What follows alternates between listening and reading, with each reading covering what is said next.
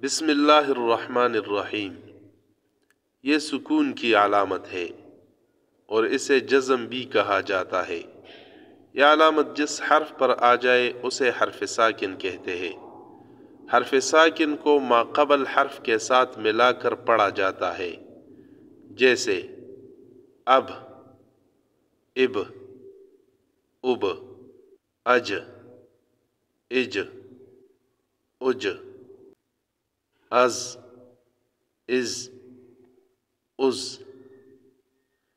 جم، سب، صبح، خس، میر، وغیرہ وغیرہ۔ یہ شد کی علامت ہے۔ جس حرف پر یہ علامت آ جائے اسے مشدد کہا جاتا ہے۔ حرف مشدد کے ساتھ ماقبل حرف کو ملا کر پڑھیں گے۔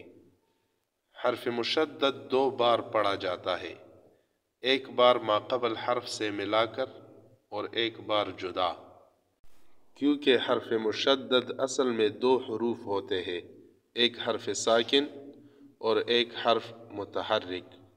ان 2 حروف کو ملا کر ایک حرف حرف مشدد بنا دیا جاتا ہے، اسی وجہ سے یہ 2 بار پڑھا جاتا ہے، جیسے ابا، اتا، اجا، شجا، نصا، وغیرہ وغیرہ۔